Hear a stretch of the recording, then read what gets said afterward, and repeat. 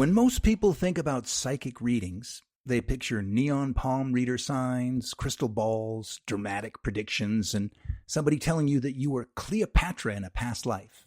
And sure, that world exists. But underneath all the cliches and stereotypes, there's also a real conversation to be had about intuition, discernment, and why people continue seeking out psychic guidance in the first place.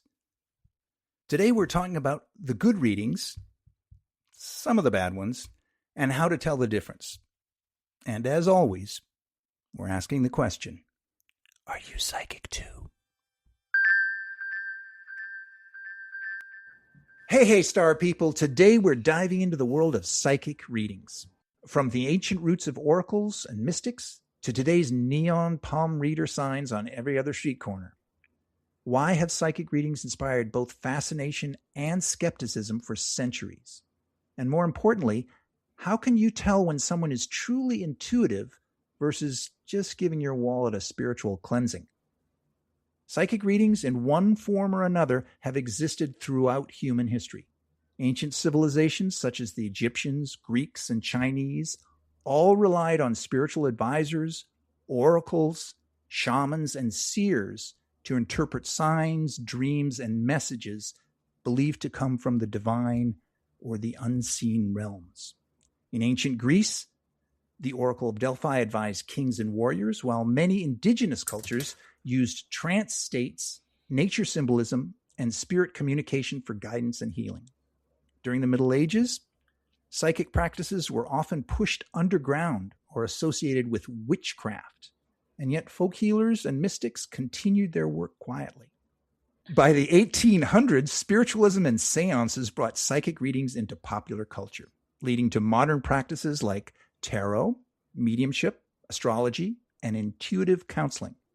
Today, psychic readings exist at the intersection of spirituality, psychology, intuition, and for entertainment purposes only, with believers viewing them as meaningful tools for insight, healing, and self-discovery. My name is Cliff, and I am the host of this podcast, but I couldn't do it alone. I've got two wonderful co-hosts. Ladies, introduce yourselves. Hi, I'm Jenni, psychoanalyst and channel and psychic reader. I'm Kelsey. I'm a psychic intuitive, dream interpreter, and energy ninja. Energy ninja. So when you guys hear the phrase psychic reading, what is the first thing that comes to your mind? I'd say mystery and the unseen, somehow poking through the veil to retrieve information. Mm-hmm. I think of my dad telling me they're soothsayers. You're meant to just say pretty things to make people feel good. That's what your job is. And also I think of work. This is what I do for a living. Mm-hmm.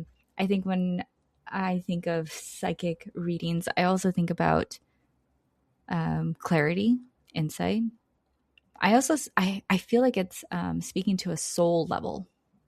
It is. The word psychic means soul from ancient Greek, psyche. Do you guys think that psychic readings reveal fate or just possibility?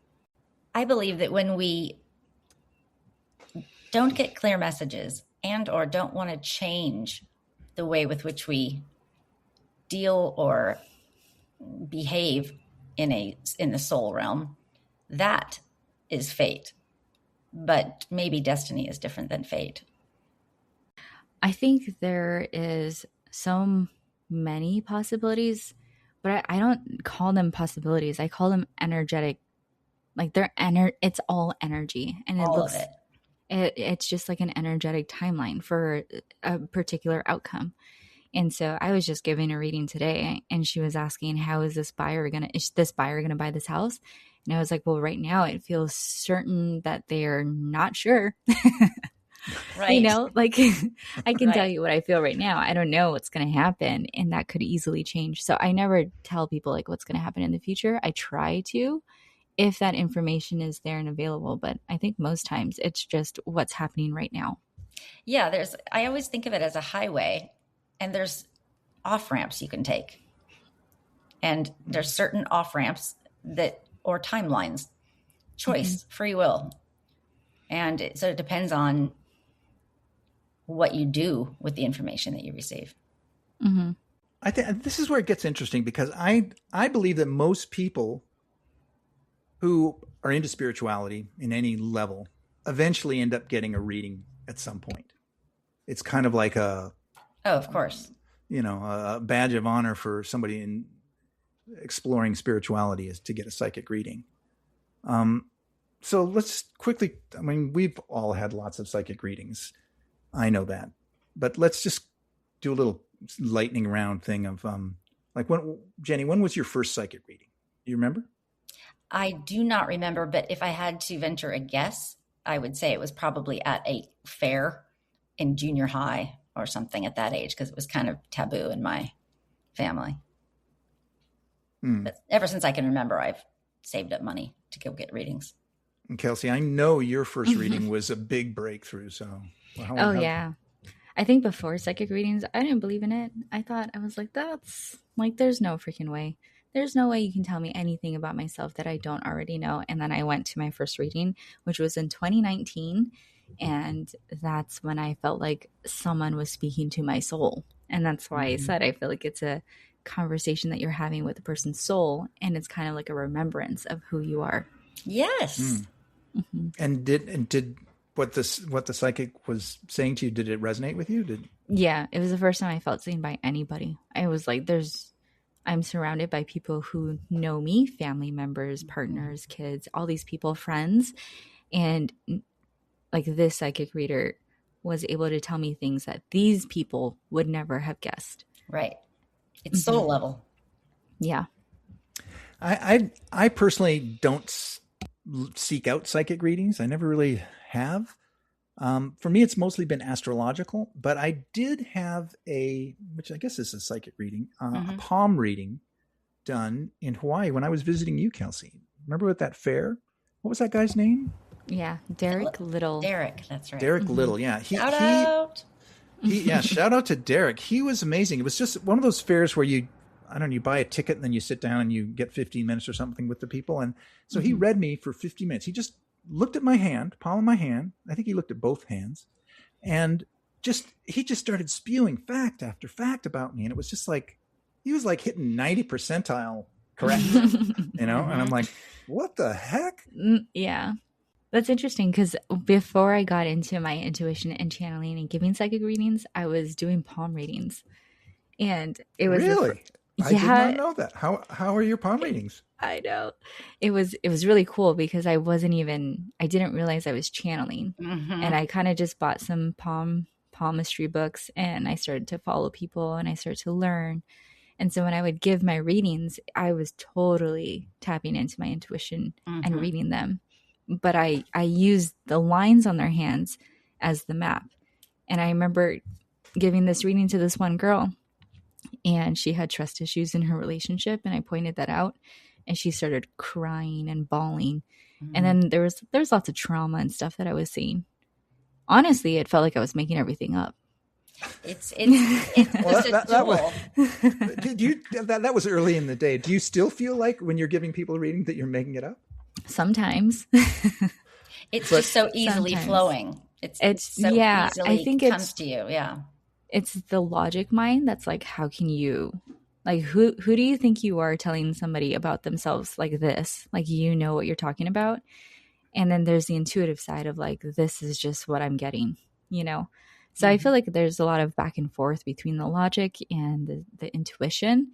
And if I can stay out of my logic brain, then I wouldn't guess it. But as soon as I tip into it, I'm like, oh, crap. Or edit anything. If I edit any information, it ends up not being correct. And so I don't believe that we're given anything that we're not supposed to somehow relay to the sitter. Yeah, I agree. This is what people really want to know. They want to know, how do you find a good psychic? How do you tell the difference between a good psychic and a bad one? What do you look for when you're getting a reading? I mean, you guys have talked a little bit about it, but what are some things that give away a good reader versus give away a bad reader? I have experience with, for the most part, it's trial and error. I love getting readings, but I've had a few readers where as soon as we met, they know nothing about me, and they'll say, why aren't you doing this? And I would say, doing what? And they're like, this work. Specifically, a medium in Palm Springs that called me out. And I said, what do you mean? And he goes, you're a medium. Why aren't you doing this? You've got a responsibility. Spirit's waiting. And I remember thinking, whoa. What? He said that to you? Yes, he did. And then he mentored me for a tiny minute, so that I would be more comfortable in that space of doing it for a job. Okay. You know? But I think that there's a resonance within readers that we're both tapped into the space and they can feel that. And then I would kind of be like, oh, he's for real then, because I knew I was a medium. You know, I wasn't doing it professionally yet. Yeah, I think that kind of goes back to, we're kind of getting ahead of ourselves, but we're gonna talk about, you know, what red flag versus green flag for readers. Like, that seems like a very good sign for a reader that they would be calling you out on it like that. Like, you know, they're seeing that you didn't come in saying I'm a psychic, but they're seeing it and they're just calling it like it is. I think when they try to pull punches or placate the client in some way, that's when it falls apart, I think. Mm-hmm. I think you can spot a good reader if you can just sit down in front of them and don't have to say anything. Like, allow them to kind of prove that they're in your energy and tapping into something that's related to you. And so typically that's what I do with my clients. I tell them, I'm like, don't say anything. Let me tap into your energy. And I'm just going to pick up information about who you are just to make sure I'm in the right space. Mm-hmm. And then they'll just tell me like, oh yeah, that's right. That's right. And then get into the questions. Right. And you'll get more validation as you ask them for it. And then you'll get more information from spirit as they validate. Mm-hmm. I've got a little list here I'm going to read to you guys of good traits versus bad traits. The first one is actually what you just said, Kels. A good psychic usually asks very few leading questions. A bad one fishes for information. A good reading feels grounded, specific, and helpful. A bad one sounds vague enough to apply to literally anybody on earth. A good psychic leaves you feeling empowered. A bad one tries to make you dependent on them for answers, protection, or energy clearing packages conveniently priced at only $499 today if you act now. A good intuitive will admit uncertainty sometimes. I think that's a big tell. You know, when a fake psychic acts like they are 100% certain about everything, that's like you're a past life as a moon priestess on Atlantis or something like that. And they're absolutely positive about that. So a good reading often contains details that resonate naturally over time. So it doesn't necessarily mean that it's going to happen to them as they walk out from the reading from you. A bad reading relies heavily on fear, urgency, or dramatic predictions. You are the queen of Cleopatra in a previous life. Something like that. A good psychic respects boundaries and free will. And that goes with the thing that you were saying earlier, Kels. And a bad one claims that they alone can fix curses, remove attachments, or prevent disaster. Only they can help you. A good psychic's insight feels like it opens doors for self-reflection. A bad one feels more like emotional manipulation with incense. Mm-hmm. How does that sound to you guys? What are your biggest red flags for psychics? I think the danger is not merely deception, but enchantment. When the seeker becomes mesmerized by the voice of the oracle or seer, they may stop listening for the more subtle language of their soul, or dreams even. A true guide points one back toward inner authority, not perpetual return to their office, you know. And otherwise, the reading becomes less revelation and more attachment, another form of hunger wearing spiritual clothing. Yeah, it's like those spiritual people, which we all know, who start a course and then they have a bunch of graduates and they have to create another course and another course. They have to keep them coming back. You know, it's like you have to get your students dependent on you But wait, you're not done yet. Exactly. I mean, there's more. I think it's like a red flag for me is if you're trying to tell me something about myself that's unverifiable. So like if they just instantly like, oh, you had this in a past life, like honestly, I don't connect with that. Yeah. Like I can't, it's not like maybe the past life has something about like I'm carrying that energy in this lifetime and that's what I'll listen to. Like how is that still affecting me? Mm-hmm. But if you're like, oh, I see you as this, or you're this extraterrestrial and and it just doesn't relate. Honest, like all of that. Yeah. It sounds, it feels like they're just trying to tell you what they think you want to hear. Like, yeah, exactly. Like all those things like, are you a starseed? Are you a starseed? I look for like the ones, like if they're just trying to get people excited about something. Like there was this at one point, do you remember, Cliff, when everybody was signing up with this one lady and oh, I do. She was giving them like readings, like trans-channeled readings about their gifts and their purpose and like how like it was just strange. Like you can close portals or you have crystal met like it, and I just was not buying it. I was like, this is not real. And I remember the flattery in the if they flatter them or talk about spiritual gifts, which is manipulation. Yeah, exactly. And I remember at the time that this was going on, Kelsey, we both channeled on whether we should, because everybody we knew that we were associated with in the spiritual circles were all jumping on board these classes at that time and raving about them. And that's changed. And and we both channeled on it. And my channeling was weak at that point, and I said, I keep getting, I don't need this. And you channel, and you're like, yeah, you don't need it. Neither do I. Oh, I think I channeled on that for you. I know exactly what you're talking about. Yeah. Mm-hmm. Yeah, that's what I look for. Like when things are put on a time crunch, right. like, oh, you only have this much time to get it done, right? Because of some kind of prophecy. I'm like, it doesn't. Yeah, prophecy gets into a whole new category of anything to do with time, because spirit and guides, they don't go on time. There's no time up there. It's moments.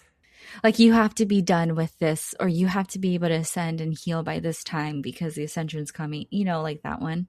Right. It's like you want to be healed. Otherwise you're going to get left behind. Yeah. Heaven forbid that everybody gets ahead of me in classes. I got to take that class too. Yeah. No, I get it. But I think you said something earlier, which I think is the crux of the whole thing. Is like the reading should leave you uplifted. It should leave you in a positive frame of mind, not in a scared or upset or that sort of thing. I mean, generally speaking, obviously sometimes you got to tell them bad news. I think it's empowering. Did I say that right? It is. When you look at soul, it feels resonant. It feels good. And so few people are led by soul that those little moments of having someone else see their soul, that in and of itself feels empowering. So what do you guys think is actually happening when you get a genuinely good reading or an accurate reading? What do you think is going on there then? I think they're directly connecting to my team in some way, and they're picking up on information. I also feel like it's like I'm able to see it. I feel like it's like when I saw this one psychic, I did feel like I was talking to my team. Like my team was talking through her, and I just knew. I just felt so. I wasn't convinced, but I just knew. Does that make sense? Yeah, I think that you just defined a reading. It's like you don't know. It just felt right. Resonance. Yeah. Yep. That's why when you're channeling something, you get all these strange responses. You just say them out loud because they obviously have some meaning for the person that asked the question. They may have no meaning for you, but I think that Kelsey mentioned something before about you feeling more connected to yourself. Yeah. That feels like being attuned with the reader. Do you think you guys think that everybody has intuitive ability? I do. I do too. I think it's on a spectrum. I do 3. Have you guys ever accidentally read someone without trying? Yeah. all the time. All the time. And it's called ambush readings. So this is again before I even knew I was a psychic. So it's really interesting. I remember driving with my husband. We're in the car on Oahu, and we were just driving downtown, and I saw this lady, and it was like I was pulled into her world, and I saw how she made that decision to pick out the outfit. I saw her room. I saw like it was messy. I saw her looking at herself in the mirror, and I was just like, this isn't real. Of course, like I can't be doing this. Later on, I did find out that that was real, and it was one of my dreams that told me. Wow. And what was this, just a woman just walking on the street, or a homeless woman, or what was it? Nope, it was just a woman walking on the street. And you just suddenly zoomed into her life. And I was looking at her outfit. Yeah, I was like, that's a cute outfit. And then boom, I was like right in there. And that's interesting because that happens all the time. And I kind of think to myself afterward, why? Why was I given that information? And, it doesn't make sense to us as readers at the time, but maybe she needed to be seen or validated. And on an unconscious level, she heard you say that was a cute outfit. Maybe it's as simple as that. Maybe. That's cool. If she could have heard that, that would have been really nice. Yeah. I was in the car. We were driving by. Well, I think that she must have, because she put it out there. She wanted someone to see.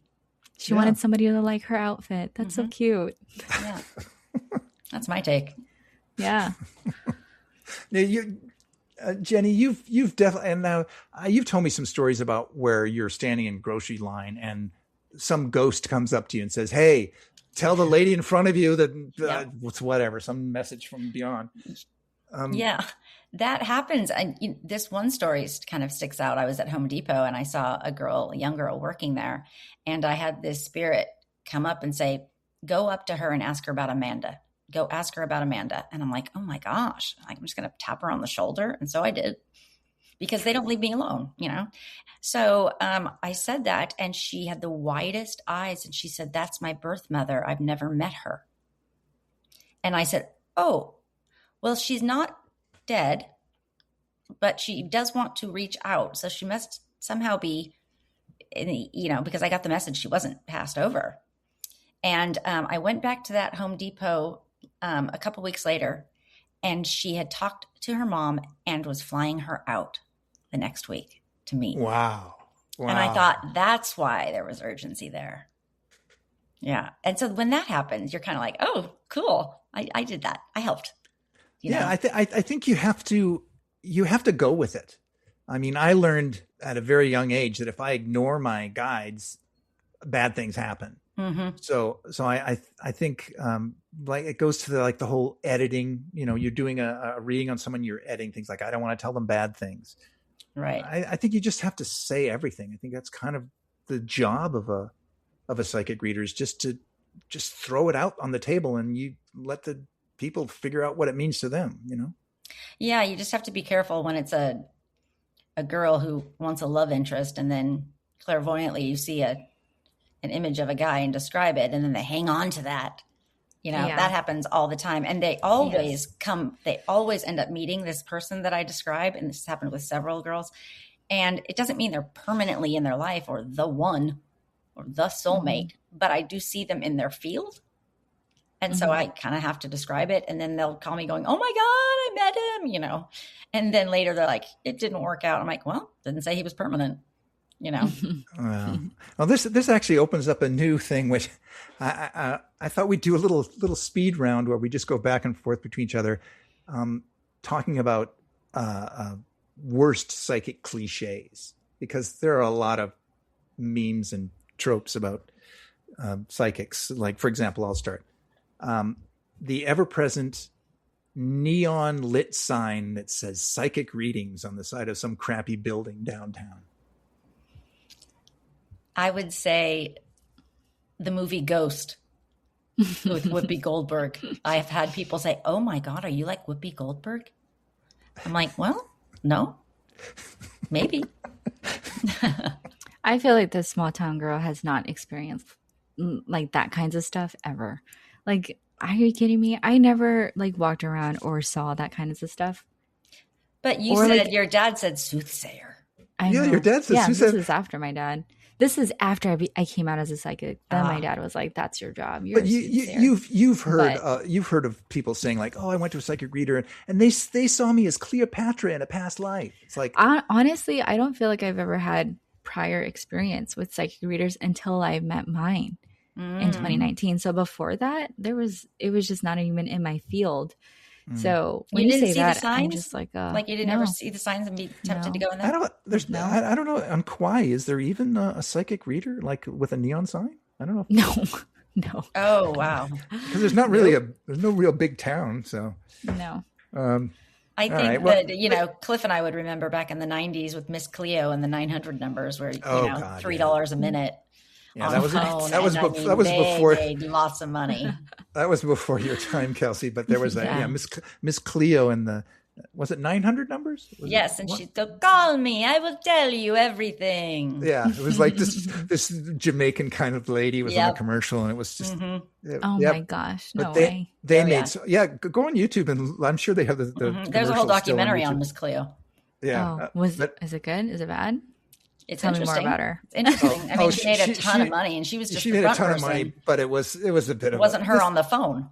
No, it was also a bit of a red flag in terms of psychic readings. I mean, phoning somebody for $1.99 a minute for a reading. Yeah, but that speaks to the hunger that people have about wanting to be seen or wanting to tap into soul or wanting someone to help them introduce them to the liminal space. That speaks of the hunger for it. Yeah, like understanding, like there must be something more out there. I think that's what was going on with me. I was so ungrounded in my space, in my life, that I was just like, there needs to be a solution. There has to be more. Mm-hmm. I was going to therapy regularly. How'd that work out? It was, I think there's really good therapists and there's really bad one. And at that time, I just think it was like, there was a lot of talk about like, it's healthy to go to therapy. It is healthy to go to therapy. I think I just... Speaking from a therapist. Oh, yeah. I'm not like trying to bash the therapist. I'm just talking about my own experience with it. Was I couldn't find a good one that really could help me through it, Yeah. I think this is part of our other podcast. Are you a therapist too? No, but I'm just saying you can be both. You can be a psychic therapist. Yes, absolutely, because you are one. Yes, you are a psychic therapist. Yes.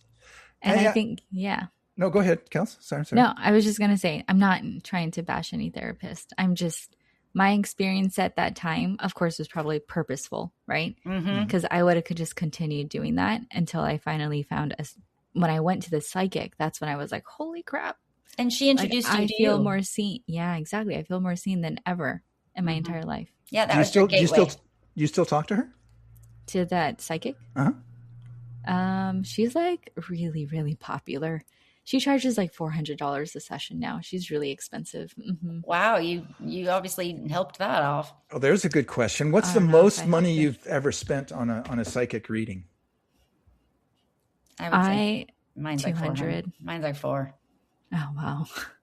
It was for a 2-hour-long Akashic Records reading, and it was fantastic. I still refer to it. Yeah, that's really cool. I think the most I've ever spent was like $250. Yeah, it's a lot. That's about the same for me. Yeah, I haven't I'm so skeptical because like I think I put a little bit too much pressure on these readings when you're spending that much money. Yep. And then it's not energetically aligned. Yeah. So it's like I paid so much money for a hypnosis session and I was like, oh, she is the greatest one. And it was like $250. And I had to wait a really long time. And then when I went to it, I was like, everything that came through was just awful. Like nothing resonated. Wait, I don't even remember. You mean bad, it was like a past just life regression. You should remember the hypnotized. You should remember the session. No. Oh, wow. Well, I have the recording, but it was like very mediocre. And I was like, okay, well. Oh, that actually brings up another point, the recording.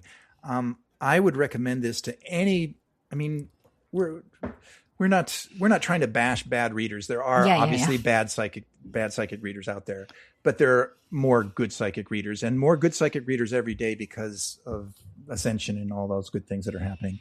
But when you go to get a reading, definitely bring your phone and record it. I have recordings that I listen back to that are like years old and there's still stuff. I mean, it's like a psychic reading isn't necessarily, they're reading from an area where there's no time. Right. And so it may happen next week, or it may happen 20 years from now, Exactly. It's just like astrology. If someone says, that doesn't sound like me, I said, well, it might not be you yet. Yeah. But maybe what you're becoming.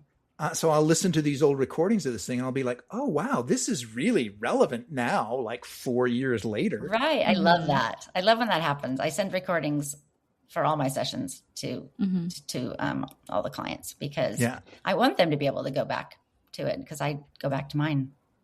I think that would be my biggest red flag. If I went into a psychic reader and said, is it okay if I record this? And they said no. I would be like, okay, I'm going to leave now. Okay, goodbye. Okay, so maybe the real value of a psychic reading isn't whether someone can accurately predict your future, which they can't really, but whether they can help you reconnect with your own intuition, your own clarity, your own sense of direction, like what you were saying, Kelsey, connect to you. Yeah, a good reading shouldn't take your power away. It should remind you that you already have it within. Exactly. And whether you're deeply intuitive, cautiously curious, or still completely skeptical of psychic readings, the question remains, are you psychic too? Thanks for listening to us today, folks. We really appreciate you coming in and writing us questions in the notes and asking us to do topics for things, which we're definitely taking into consideration for our future shows. We will be back next week with a brand new show. So until that time, have a great week. My name is Cliff. I'm Jenny. See you out there in the field. And I'm Kelsey. All right, you guys. Talk to you later. Bye.